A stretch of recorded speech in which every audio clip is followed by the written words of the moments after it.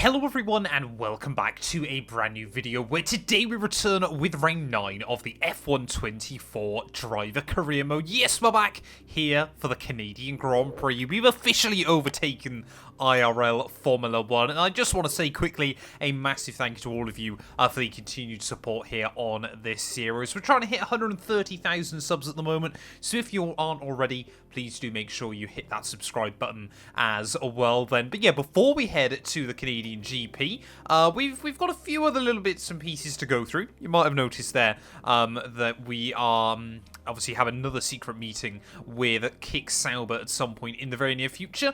In terms though of our consultant this weekend, I think we're going to leave it actually on the power unit consultant. And I think we're going to aim to just make sure that we beat out Nico Hülkenberg this weekend.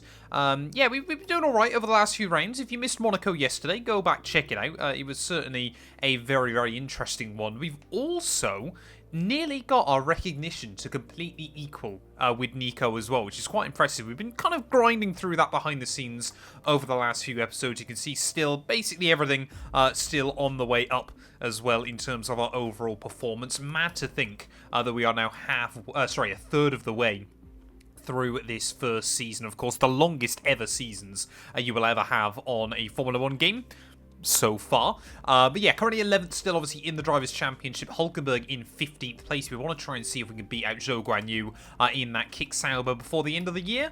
Can we do any more upgrades on the car as well this weekend? I'm not sure we can. Between myself and Nico, we've actually done a really, really good job in recent weeks to get most of the upgrades we want onto the car. We could do some durability, but we are in desperate need of more performance.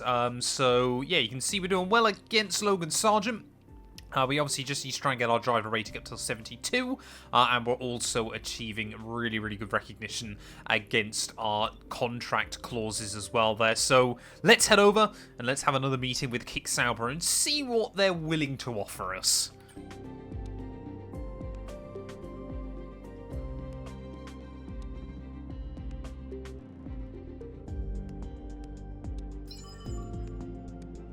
Well, here we go then. So Kick Sauber are back again. They've brought some extra personnel with them this time and an insight into their current development status to help you make your choice. So they reckon they have a 76% success rate of upgrades there, and they reckon they're in a much, much better position than us.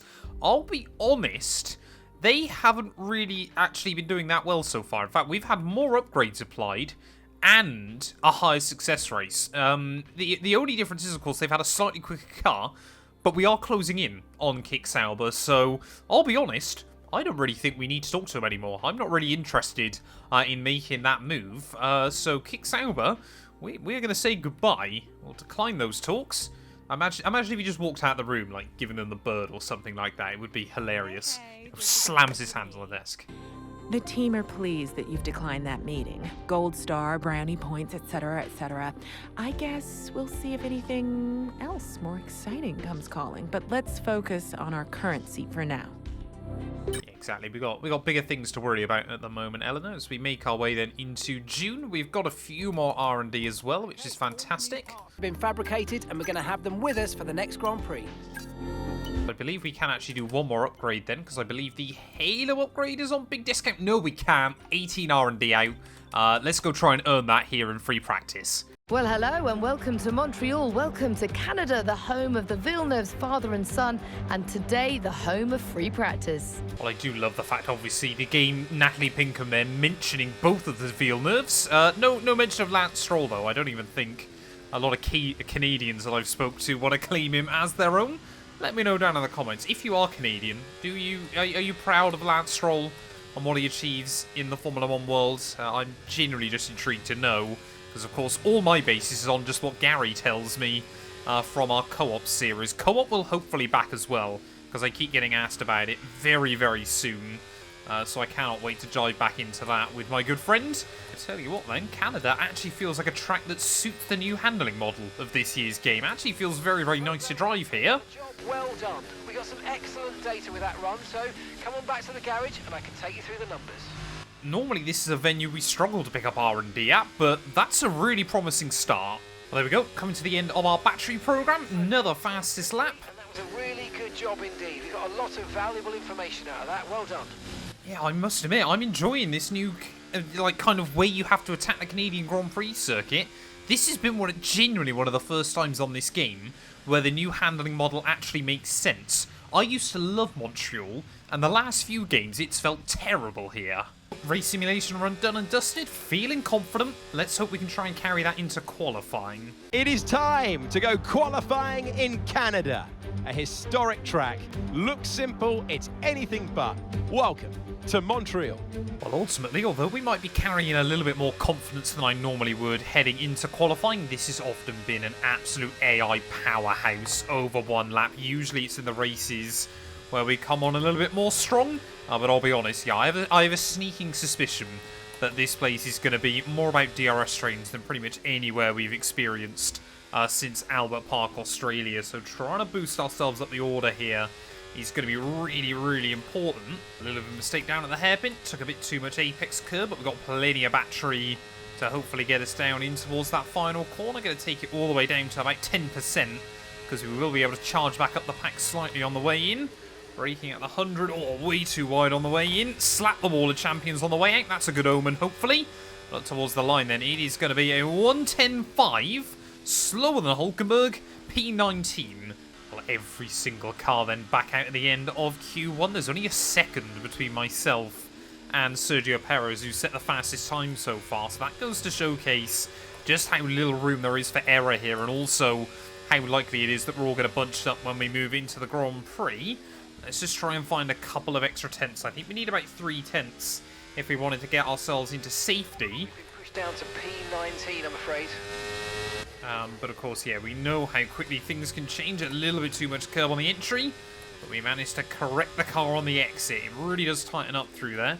We bottled it at Imola. We bottled it at Monaco. Will we bottle it here right at the end of qualifying? Kind of. Not as badly. We'll get a good run, half a second up. Will it be enough to see us into Q2? I hope it is. I think it's P11 in the end there. I think we went quicker than Charles Leclerc. There we go. Yep, Sergio Perez did stay fastest, and actually not that many drivers able to improve right at the end of qualifying. Alex Albon once again flexing his muscles in that Williams that clearly seems to be kicking on quite well over the last couple of weekends. But yeah, both V-carbs, Hulkenberg, Sargent, Ocon out in Q1. It's going to be a tall order to make Q3. While making our way then out onto the circuit. Actually starting to go a bit more overcast now. So I don't know whether that's going to help us with the track temperature here. But one run is all we've got in Q2. We can see Hamilton, I believe, is the one on the cusp at the moment on a 1:10 flat. So if we were able to match our Q1 time, provisionally we would make it through. That's much easier said than done, though. Got to be careful not to trim the apex. Oh, we got no reference point now. That's why you don't use shadows as your reference inside F124. Shadows tend to move around right up to the grass on the X there. We are really throwing it all on the line at the moment, but AI continuing to ramp up. So are we, though. Late downshift into second gear. Try and carry the speed off the corner.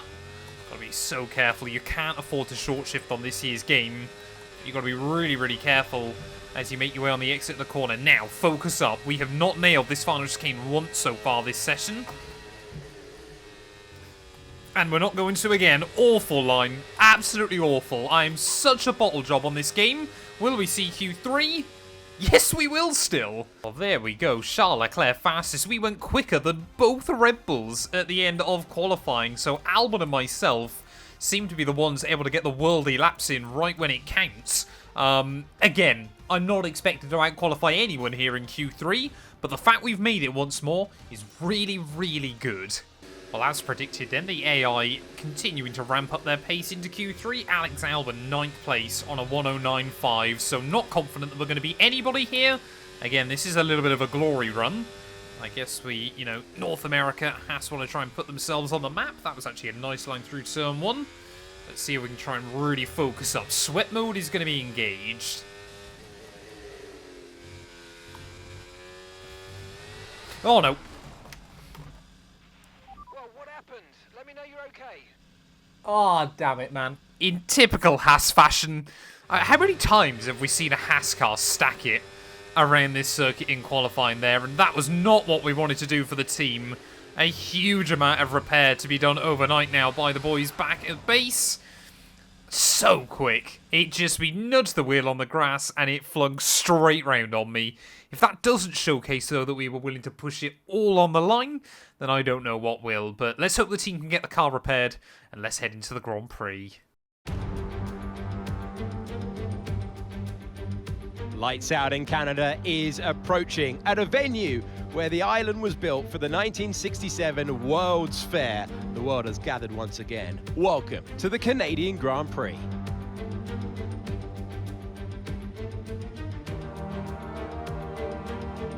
.7-mile circuit peaking at around 190 miles per hour. 2 DRS zones, 14 turns, tight corners, a narrow track, and the famous Wall of Champions.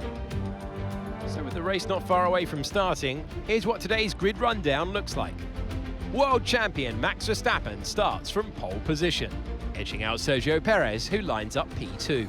As we continue through the rest of the grid today, we have Sainz, Leclerc, Russell, Norris, Albon, Fernando Alonso, Mr. Monaco, Hamilton, Stroll, Bottas, Joe, Gasly, Ocon, Sargent, Hulkenberg, Oscar Piastri, Tsunoda, and Daniel Ricciardo fills the last spot on the grid. And with lights out just moments away, it's time to go down to the track. Welcome to the commentary box. I'm Alex Jakes. Alongside us for this one is Naomi Schiff. Paddock chat earlier in the weekend that this driver had discussions with another team this week. How does that work from a driver's point of view? Well, every driver has their own characteristics and how they deal with these situations, but a lot of it may have to do with whether the seat they're in currently is secured or not. And I would say to these drivers, try not to think too much about it. Make sure you focus on your performances on track, because that's what's going to make the difference. I love the fact that literally she says whether your seat is secured or not, pans straight over to Logan Sargent inside this game. F124 really does like to have a laugh at some people's expense. But of course, yeah, those contract talks with Sauber, clearly they aren't where completely broke apart. I'm not interested in going to the green team. And so far this weekend, I've gone and showcased why. Able to go quicker than both of their cars in qualifying. Oscar Piastri as well, with some grid penalties further back. So we are starting in P9. Waiting on those 5 red lights, though, here on the grid. A mighty long hole, but it is lights out, and away we go, unless your name's Alex Albon, straight to the inside of the Williams driver there, as everyone's going to bunch up in towards turn 1. Alonso's going to try and squeeze me to the inside of the corner there, and we're immediately up into the lofty heights of P6 then, so absolutely finding an avenue down the inside there, as I think Lando Norris struggled to get away as well. Sainz and Leclerc side by side in through the next chicane as well. That's going to concertina everyone up a little bit further back there, as Verstappen actually loses the lead to his teammate Sergio Perez. Of course, I believe won back in Shanghai, didn't he? Sometimes it's difficult to remember between this series and the My Team series going over on Mat 2 and 2 gameplay there. But the lofty heights of P6, of course, yeah, we ran up about this high on a couple of occasions so far this year, but never have we finished in this position. If we were able to do that today, we might end up with a nosebleed halfway through running this high up the order. Don't get to say it often in this series, but actually today seems to be a track where we've got decent straight line speed. Obviously DRS already enabled then, so it's going to be a little bit easier to keep up with George Russell early on. We can actually be a bit of a pain for Lando Norris here, as he actually gets a decent run down in towards the hairpin. Yeah, as long as we just manage everything. I mean, when you look on the mini-map, I believe every single car, every single one, is going to be in a DRS train here early on. There we go, Red Bull side by side. What on earth is going on through the final corners?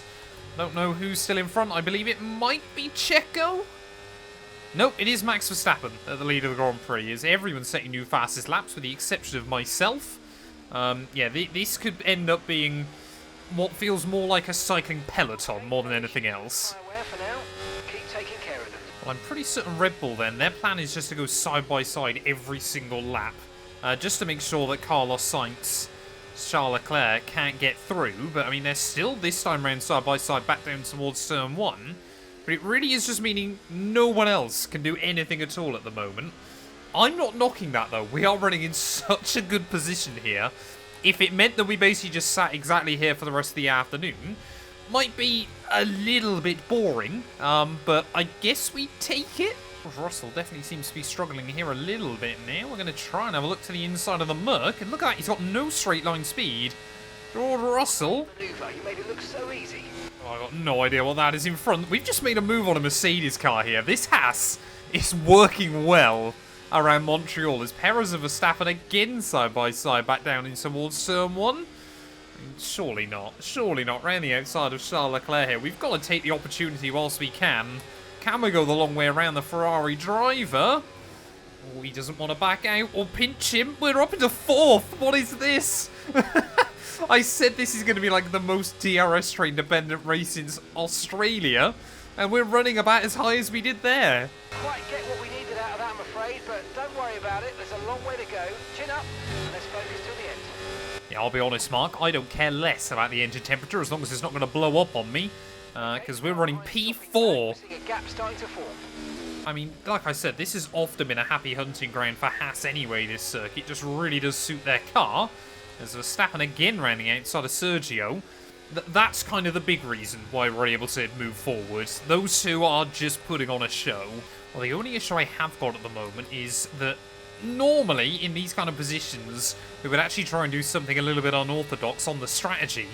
Around here, you can't really do that, especially with how dependent everybody is on the DRS, as we'll make the move, get it screenshot. We are onto the podium positions here in Canada, and that goes to show. The car behind by 5/10 a lap. Yeah, when we use a load of battery, we have actually got some top-end speed against the AI. I don't know how that's going to stack up against the Red Bulls, but we have now overtaken both Ferraris on the road here. And I remember I said at the start of this series, I would love to try and get Haas's first ever podium. I said at Albert Park, I would love to get Haas's first ever podium.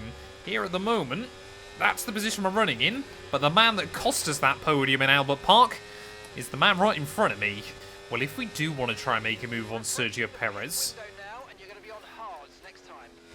we're going to have to be really, really strategic with it, because the last thing I want to do is give Max Verstappen a breakaway and just watch him sail off into the sunset.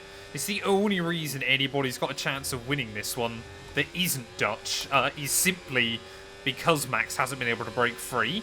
So yeah, if we want to go past Perez, we've got to just try and move past him in one foul swoop, bit like we did with the Ferrari of Carlos Sainz, or obviously George Russell in that Merc. I'm also debating, because of course these two are going to have to split their strategies slightly. Do I pit with Max, or do I pit with Checo? Team want to sit in the end of this lap then? I tell you what, if we now have a problem trying to put a wheel on, I am going to be so annoyed, so unbelievably upset with this game. But Perez, I definitely think, is starting to struggle against Max a little bit. The Dutchman with slightly better tyre wear control. Okay, mate, it's Perez ahead of you. They're holding us up now, so let's please try and get past as soon as possible and get on with our race. Push, push. Well, I don't know whether this will get affected by the pit cycle, potentially.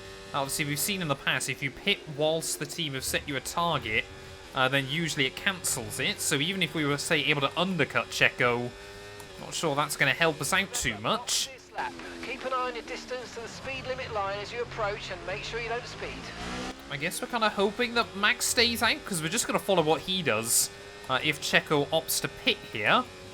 Try and use a little bit of battery just in case. But yeah, always difficult to tell with the AI here, of course, because it is just a shoot at that final corner, and Max does pit. Really good job on hitting that target, mate. Well, there we go. We managed to achieve the target anyway there and get a car slowed down to the pit lane. I honestly thought that was about to be a 5-second penalty, but maybe Max will get slowed down by other cars boxing. See, pit stop times aren't long round here. We have! Fantastic stop, faster than we were expecting. We have jumped Max Verstappen in this Grand Prix, and we are up into the net lead. What is the gap to the Dutchman here? This is so utterly ridiculous. Utterly ridiculous. We got Ricciardo out between us as well. Max Verstappen 1.4 seconds back. If we can move around Oscar Piastri and Nico Hulkenberg here quite quickly, there might be a lifeline. We've just got to run away from the Dutchman as quickly as we possibly can. We've got a fair amount of charge in the car as well, as both of my rivals in Hulkenberg and Sargent not too far out the road. But yeah, I mean, we've got no straight line speed here. against Oscar. He is on a completely wrecked set, though, of the medium compound tyre. But yeah, tyre wear management actually has been really, really good as well. I mean, look at this. Ricciardo is doing wonders to hold up Max Verstappen there. I'm sure VCarb are on the radio telling him to move out of the way as Oscar Piastri, desperate to defend from myself there, not able to do so. Will our teammate have the DRS? Yes, he will. Not going to be much of a fight, though, for us, luckily. And I think pretty much everyone else, then, is going to peel into the pit lane. I'm sorry, Hulkenberg, I've just held you up on you trying to make your way in. But as we make our way out of the final corner, to the lead of the Canadian Grand Prix. I certainly do not think I'd be saying this when I woke up this morning, as has Verstappen been well and truly screwed. Perez is up into P2. Unfortunately, it is still both Red Bulls, though, line astern. We've just got to run, though. We've got a 2-second lead. I don't believe we're going to hold on to it for long. Well, basically what we're hoping for now is that before Verstappen can get back inside my DRS range, that him and Checo start going side by side through that final chicane again. That's the only chance we've got to try and stay at the front of the field here, to try and prolong the inevitable in which the Dutchman gets back past me. I mean, surely now you're going to start seeing that delta to Perez coming down. Will Checo be able to get close enough, though? Not convinced he will. As you can see, yeah, Perez just backs out at the last moment. But this is the kind of pressure we want to see. Could Red Bull's Civil War really help us out? That's not what you want. Max Verstappen 3/10 quicker than me. Being within 3/10 of him, I'm genuinely quite happy with. But knowing that he's closing in that quickly with no DRS assistance is rather scary on the other hand. Well, I don't think there's any point trying to, use way too much battery or anything like that to keep Verstappen at bay. I think there is a sense of inevitability here with what's about to happen. Dutchman soon will be back in my DRS.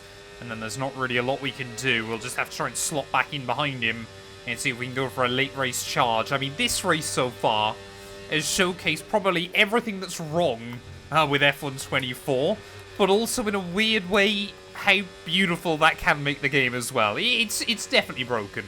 It's definitely not working as it should. Safety cars, red flags, driver, AI mistakes. None of them seem to happen. It desperately needs some patches, but it has been odd and weirdly enjoyable on quite a few occasions so far this series. Monaco definitely was not one of those times. But, yeah, 13 laps to go. I don't think we're going to get the win here, but just to even lead a few laps this early on, simply out of the weird nuances and being able to work them out and figure out how to make it work for us, has been quite fun. Verstappen, you can come back, you can have your race lead. But we've got to try and make sure that we slot in between those Red Bulls, just to see if we can challenge him towards the end, because I'm not saying this race is over yet. Well, we kept the Dutchman at bay through the Wall of Champions chicane. Will we keep him at bay back down towards turn 1? I don't mind if he gets me here. Oh, and he is going to look for it down to that first turn. Try and park it on the apex. I mean, yeah, I need to make sure we slot in between them. So that's why I don't really want to let him buy down the back straight, because then, of course, we don't get the DRS back on him immediately. Here he goes. Max Verstappen, surely now. Yep, to the inside he'll go. We'll try and back out of it. There was a very, very robust move by the Dutchman. But yeah, back into P2 then. I want to believe we can. There is Arno. Sergio Perez trying to make a move happen as well. We'll swing defensive and then back over to the racing line. But Checo trying to make it happen. Going to be drag racing with the second Red Bull off the corner. This time around, we're able to get the power down and hang on. But you can see, actually, when we do that, how much straight line speed we've got over Max. Don't want to do anything with it, though. I mean, we weren't really close enough to go for a dive into the final chicane anyway. But I just want to keep Checo at bay for a few laps. Just figure out where he's strong and where he's not.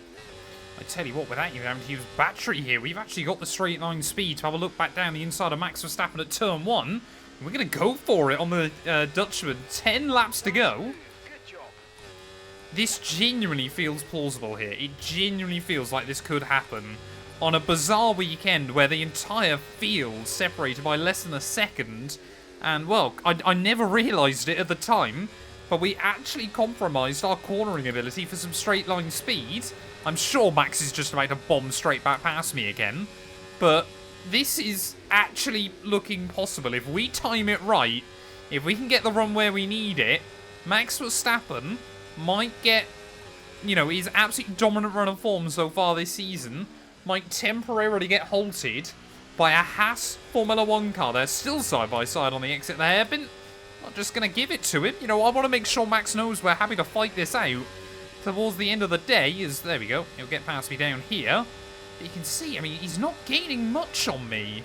Well, as I've been sat staring at that Oracle logo for the last handful of laps, it has got me thinking, you know, really does feel like today, up to this point, has been the perfect storm in these series. And it's, you know, it's the little things that make the difference. Use overtake, use overtake.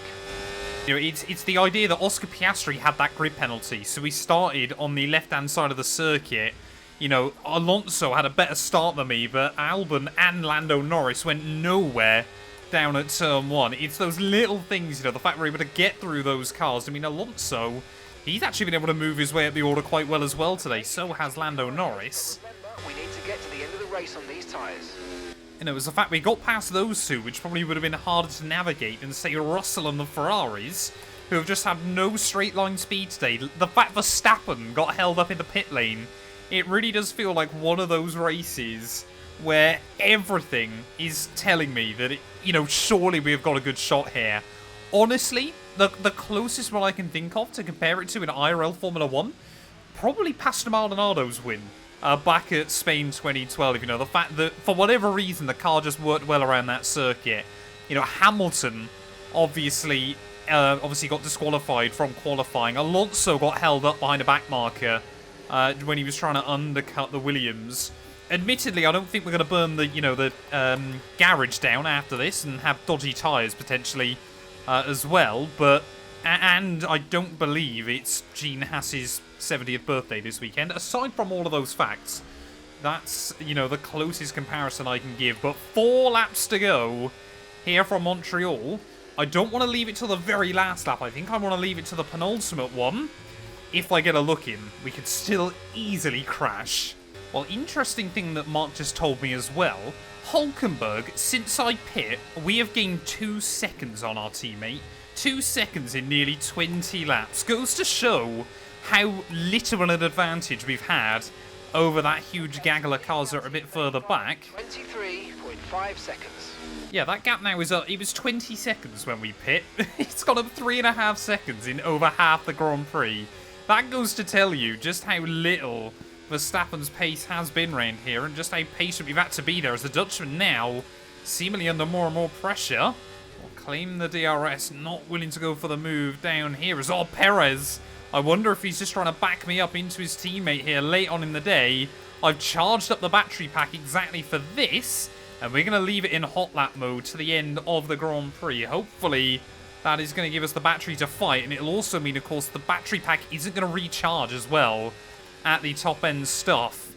1 more lap to go after this one here from Montreal, and what a historic win this would be for the Haas Formula 1 team. We've really kicked on since we made it to Imola. Those upgrades finally starting to work and unlocking more and more information about the setup. If you want setups as well, there's a link in the description to my playlist that I'm building up of all my setups inside F124. But now we've got to go for it. You can see Verstappen, he's having to try and harvest some energy as well. Down the inside, in towards turn 1. And are we going to see a last lap overtake for the win here? Something that hasn't been done in Montreal since Jenson Button achieved it all the way back in 2011. Verstappen not wanting to give up on it, though. We have to go the long way around on the exit the chicane there, but we do squeeze by. And now I'm wondering, are we going to have to play DRS games with him down in towards the final few corners of this Grand Prix? Are we going to be able to try and hang on, though, and build up a little bit of a lead there? The Dutchman, he's still having to harvest energy. The delta's going up. What has happened to Max Verstappen right towards the end of this Grand Prix there? He's dropping back massively. I think Verstappen's got problems. Verstappen 8 tenths back now. What is happening to the Dutchman? Has he ran out of charge? Has he got nothing left? Is he able to save fuel? I have no idea. But in the same week that Stuart Haas announced that Haas's NASCAR team would be shutting down, there's been a little bit of rumours and rumbling about whether their Formula 1 team would be safe. Well, if this was the case, I think it would be safe for a little while longer. A little bit of luck, a little bit of magic, a little bit of F124. Up towards the line, we are a Grand Prix winner. Yes, yes, yes, guys, yes! Come on, boys! Ah, fantastic drive. That's just fantastic. Amazing. You deserved that race win. Well done, mate. So that's it then for another magnificent Canadian Grand Prix, and they have hung on to take a sublime victory here today. It's one thing to put fast laps together, but to make these moves stick without losing too much time, that's real racecraft.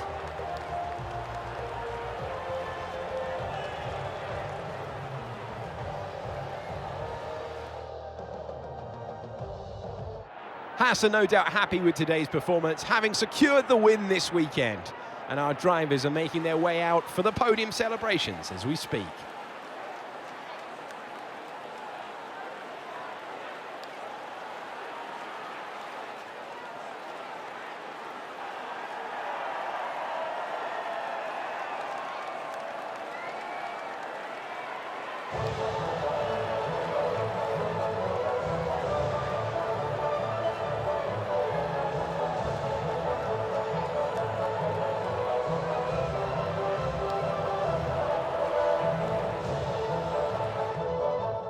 I have no idea what happened to Max Verstappen on the final lap of that Grand Prix. Dropped back. I can only assume he was trying to recharge the pack just as we went for it and completely misjudged it. But as we made our way out of the final corner, Haas have got their first ever podium in Formula 1. And never mind that, their first victory as well. They're 4/10 the gap to Max Verstappen and Sergio Perez, both within a second in the end. We weren't the quickest car today, but boy oh boy did we use the strategy to our advantage there. And I'll be honest as well, the AI this year seemed to be a little bit weaker around Montreal than I was expecting to as well. Certainly do not expect this to become the normal in this series anytime soon there. Lando Norris P4 ahead of Alonso and the Ferraris there, with both Mercs and Lance Stroll rounding out the top 10. Albon, I'm sure, gutted actually in a very lonely 11th place in the end. Could not convert a strong start to a good points finish there. Oscar Piastri unable to make any impact again. That goes to show you just how difficult it was to overtake round here. Finishing behind our teammate Hulkenberg there, as pretty much everyone, with the exception of the Saubers that swapped and the Alpines that swapped, 12th downwards, finished exactly where they started, which is probably quite a bad stat from this weekend's racing. But that means as we take a look at the Drivers' Championship, we are now comfortably ahead of Zhou Guanyu in that Kick Sauber car, and I'm hoping we're going to keep that until the end of the year there. Oscar Piastri having a torrid run of form in recent races, so the gap to him down to 14 there. Verstappen now a 104-point lead over Carlos Sainz as Perez jumped Charles Leclerc back into P3. Alonso still ahead of those Mercs, and well, I think 40 points might be enough to keep us ahead of Lance Stroll right the way until the end of the year there. Red Bull as well, further extending their gap at the top of the table over Ferrari. We jumped that Kick Sauber team into the all-important P6 as well there. But thank you all so much for watching. If you have enjoyed, please do make sure to leave a like, get yourself subscribed, and we'll be back later on today ready for the Spanish Grand Prix.